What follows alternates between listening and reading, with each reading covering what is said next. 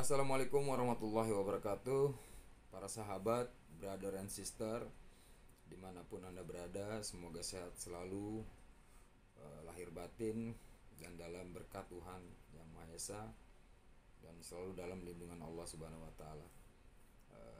Salam sejahtera untuk semuanya. Kesempatan kali ini saya ingin berbagi pengalaman, berbagi cara, berbagi trik bagaimana cara untuk mendapatkan visa turis B1 dari pemerintah Amerika di Kedutaan Amerika Jakarta. Berhubung saya tidak begitu pintar mengatur kata-kata, saya bicara seperti apa adanya, like talking with friends. Pengalaman saya begini. Saya punya anak yang tinggal di Amerika sudah 10 tahun dan sudah menjadi warga negara Indonesia sebagai akibat dari perpecahan rumah tangga dengan istri saya yang pertama. Jadi anak-anak saya ikut istri saya. Mantan istri saya itu menikah dengan orang Amerika. Lalu 2 tahun kemudian anak saya dibawa oleh mantan istri untuk sekolah, tinggal dan menetap di sana sampai menjadi warga negara resmi, citizen. Hampir 10 tahun saya menahan kerinduan untuk ketemu mereka, yang sebenarnya dari tahun-tahun ke-5 ke-6 mereka di sana saya mampu untuk melakukan perjalanan itu. Kenapa saya tidak lakukan? Karena saya mempunyai beban masa lalu yang sulit sekali peluangnya untuk mendapatkan persetujuan. Apa itu? Saya punya latar belakang kriminal. Saya pernah di penjara selama 1 tahun karena peristiwa penusukan. Saya tusuk orang lain yang akhirnya saya harus dipenjara selama 1 tahun di penjara Cipinang. Bayang-bayang dari masa lalu atau catatan kriminal itulah yang membuat saya sangat tidak yakin bahwa saya bisa masuk Amerika, bahwa saya bisa mendapat persetujuan dari pemerintah Amerika mendapatkan visa kunjungan. Dengan beban utama tadi, latar belakang yang kriminal, tidak baik. Oke. Dari beberapa pertimbangan, pelajari dari YouTube, dari Google, dari artikel, dan membaca ketentuan-ketentuan cara mendapatkan atau mengurus visa di Kedutaan Amerika, semakin saya mengerti dan semakin kecil peluang saya untuk mendapatkan visa kunjungan ke Amerika. Tapi dari kecilnya peluang tersebut tidak membuat saya berhenti atau putus asa. Setidaknya saya punya 1% keyakinan takdir. Kalau Tuhan sudah menentukan, apapun yang terjadi pasti akan terjadi. Nah, dengan modal 1% itulah saya coba urus.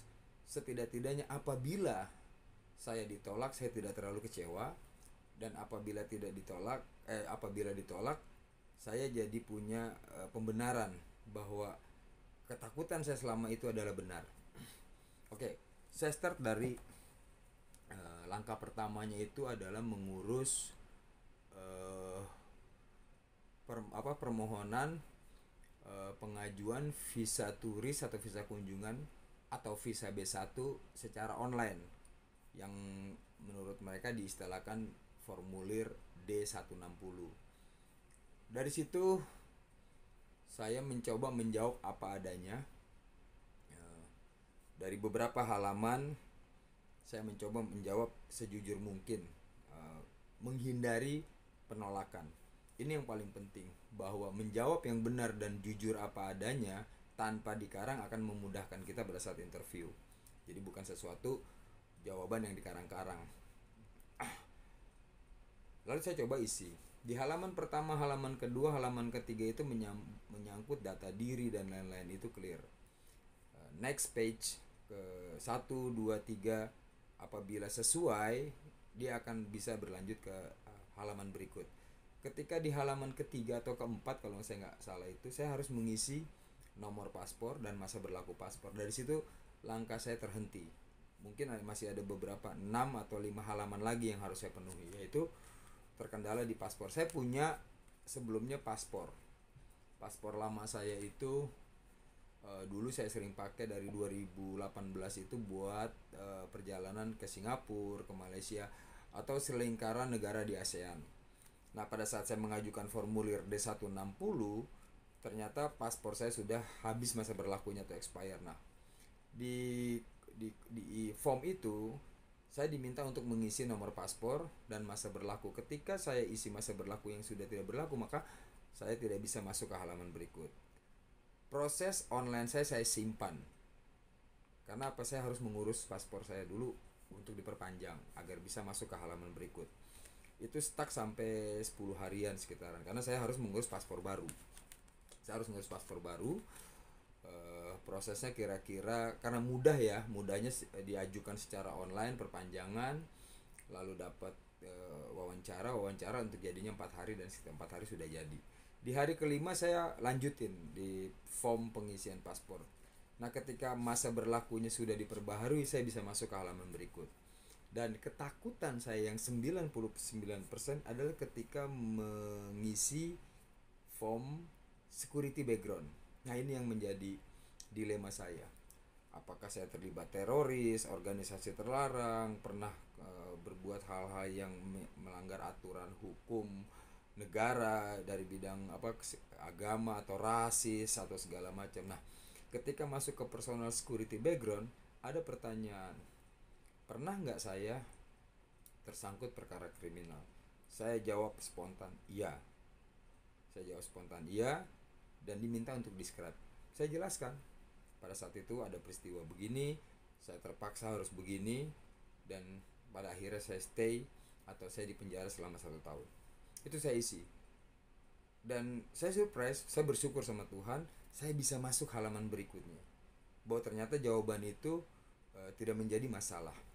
Karena masih sifatnya belum langsung dengan interviewer, masih sifatnya online.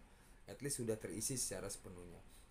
Masuk dan selesailah proses beberapa halaman sampai finish. Keluar tulisan selamat, congratulations, Anda sudah melengkapi form pengisian online pengajuan visa. Selanjutnya saya dapat formulir konfirmasi namanya. Setelah formulir konfirmasi selesai, lalu berikutnya diminta untuk membayar biaya permohonan visa sekitar 2.980 sekian, $168 deh kalau nggak salah. Lalu saya bayar di Bank Simbi Niaga yang ditunjuk oleh yang bekerja sama dengan Kedutaan Amerika Jakarta. Lalu dari pihak bank mengatakan, Pak, untuk selanjutnya Bapak nanti mengisi bukti bayar virtual account number yang sudah legalisasi. Nah, tahap berikutnya saya masukkan bahwa saya sudah membayar biaya pengajuan visa, dan saya masuk proses janji ketemu atau interview, schedule untuk interview.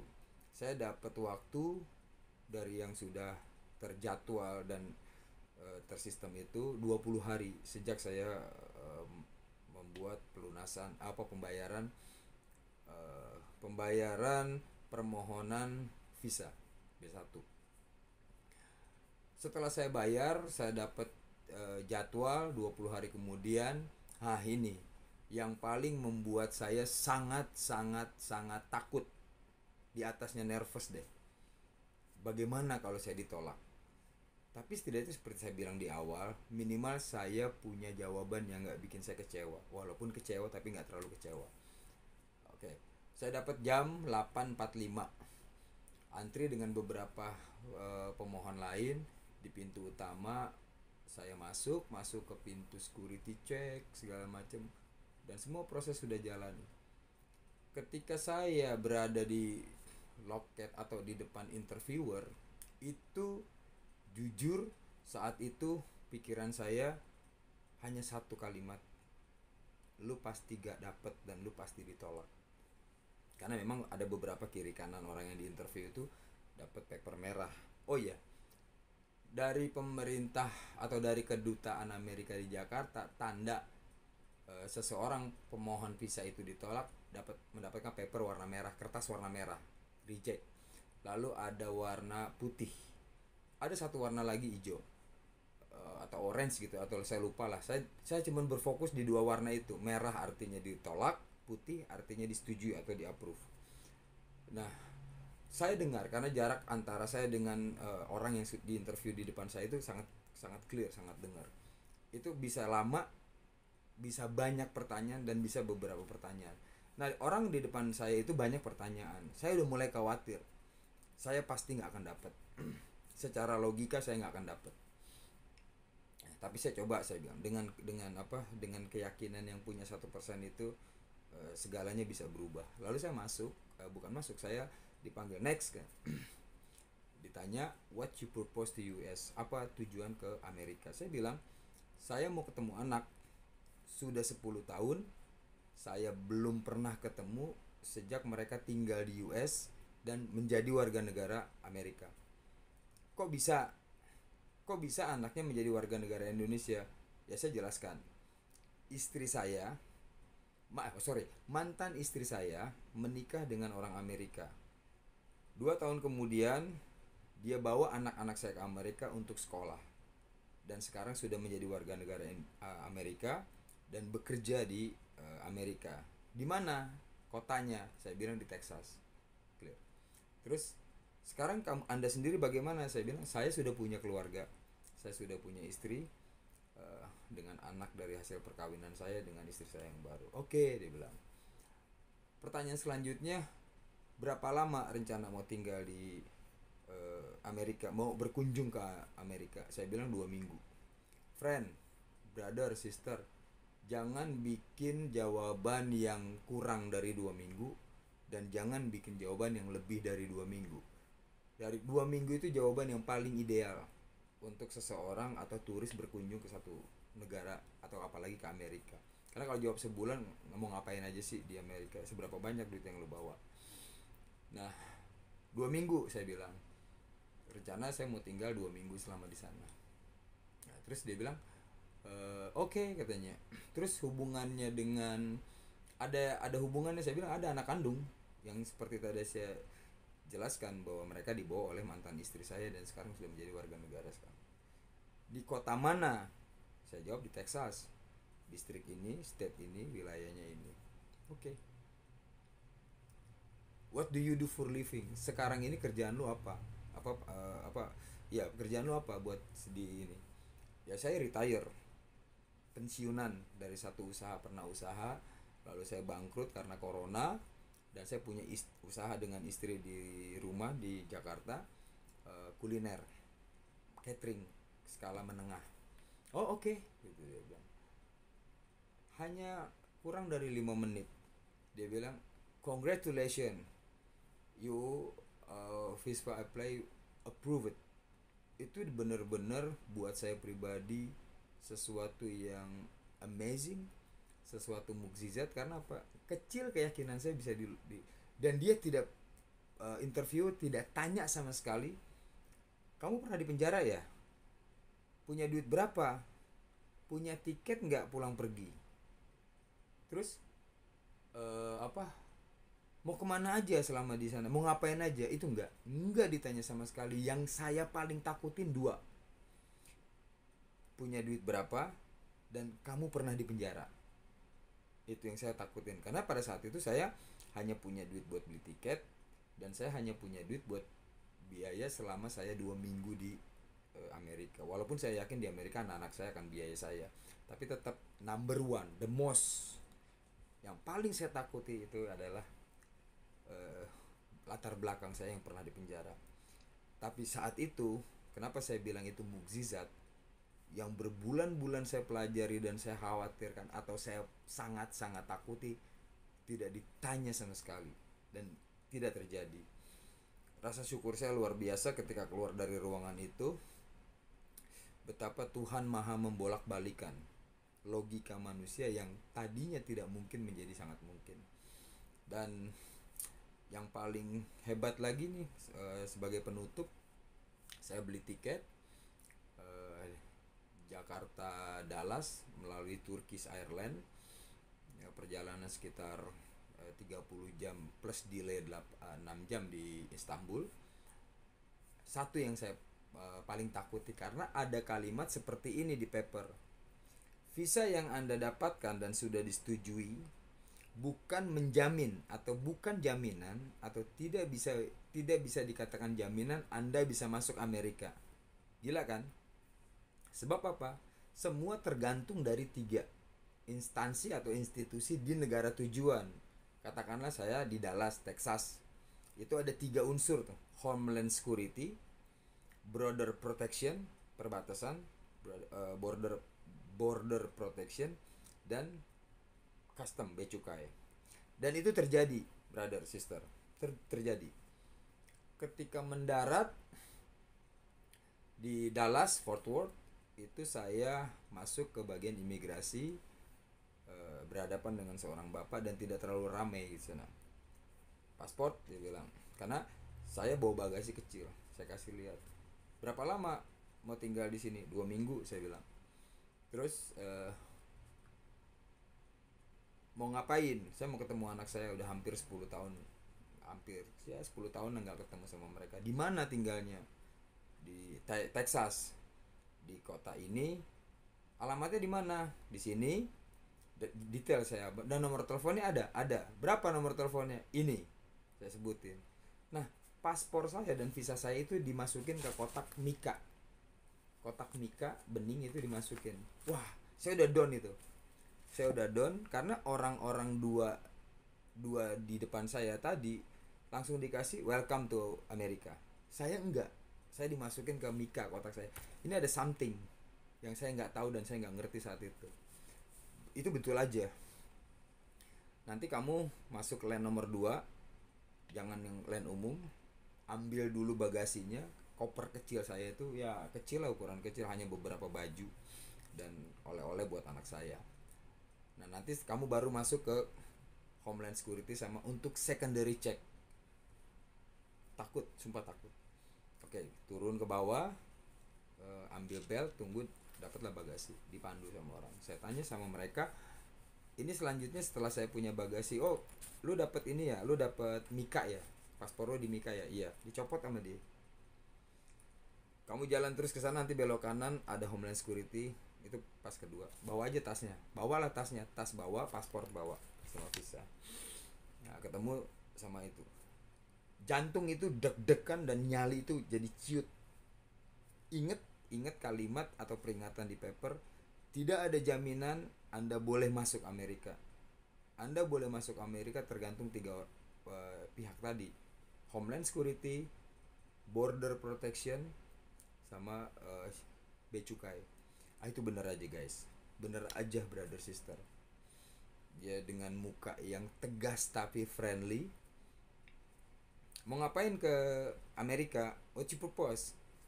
Dengan jawaban yang sama, mau ketemu anak. Udah 10 tahun gak pernah ketemu. Kenapa baru sekarang? Kenapa gak tahun-tahun sebelumnya? Ya saya bilang ada corona dan ada alasan yang menjadi ketakutan saya. Apa itu? Background security. It's clear, dia bilang. Iya, sudah clear. Oke, bawa uang berapa? Nah, inilah guys, yang ketakutan kedua tadi. Ditanya sama dia, lu bawa uang berapa? How much money do you have? Oh, how much money do you bring? Saya bilang, saya bawa uang, bawa dengan punya itu beda ya. Saya punya uang sekitar 3.000 sampai 5.000. Yang saya yakini is enough for support untuk kebutuhan saya selama 2 minggu di Texas. Mana uangnya? Nggak ada, saya bilang. Bring dengan punya ternyata different meaning gitu.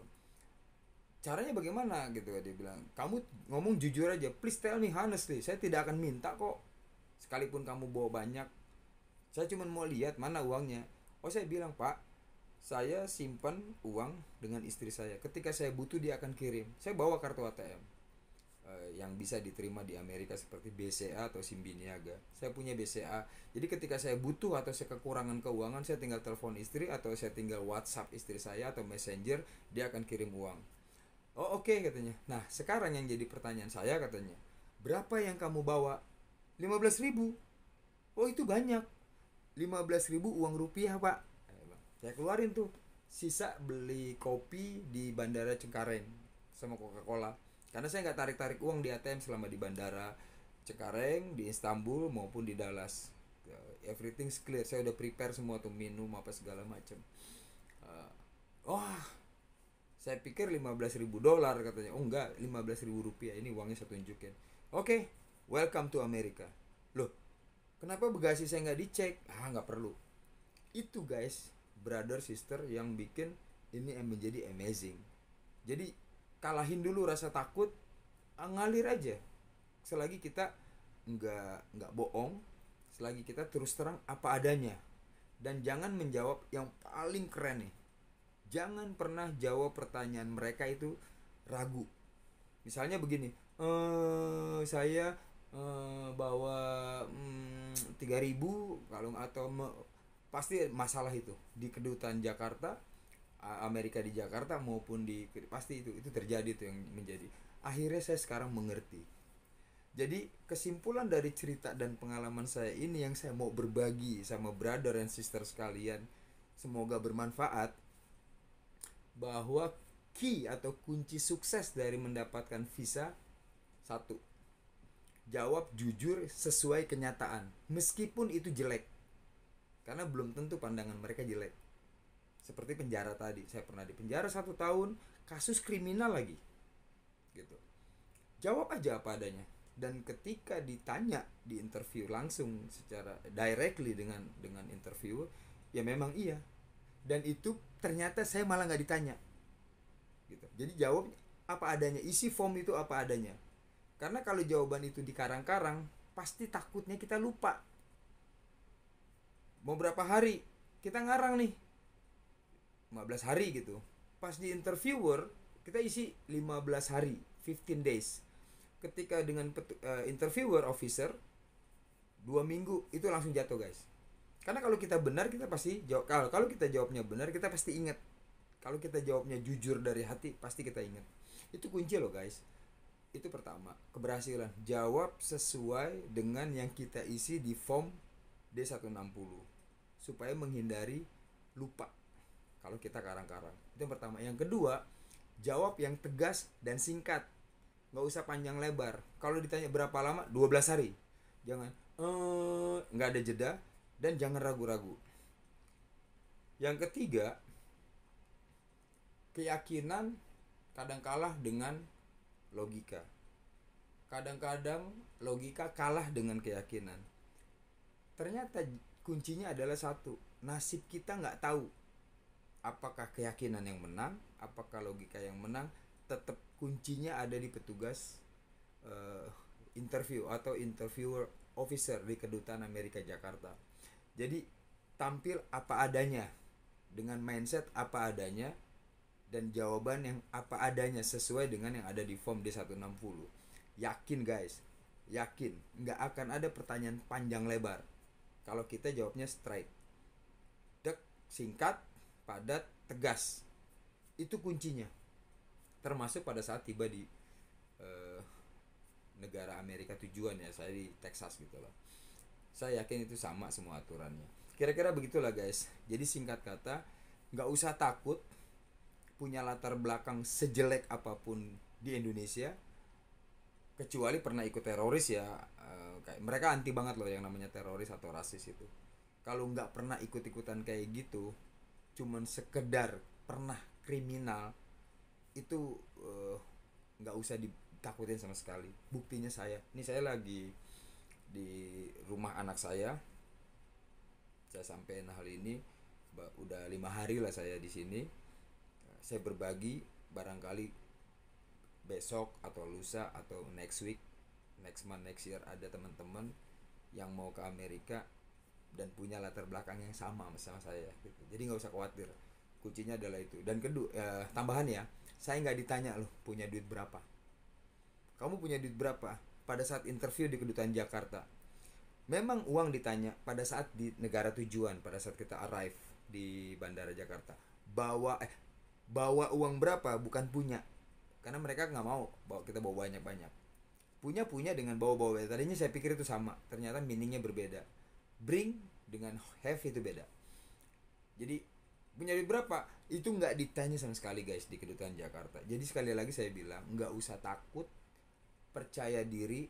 Kalau kita benar jawaban sesuai dengan yang kita isi di form D160, insya Allah saya jamin. Kenapa saya bilang insya Allah saya jamin? Saya pernah ngalamin itu. Saya jamin karena logikanya bermain, dan insya Allah karena keyakinan bermain. Kira-kira begitu guys. Mudah-mudahan bermanfaat. Kalau ada hal-hal yang masih mau ditanyain atau mau ditanggapi silakan tulis di komentar di channel saya ini. Kira-kira begitu ya. Saya pamit. Terima kasih banyak udah mau mendengar, udah mau menjadikan rujukan, dan udah mau mempelajari, dan udah mau mampir di channel saya. Saya pamit. Ucapkan wassalamualaikum warahmatullahi wabarakatuh. Salam sejahtera.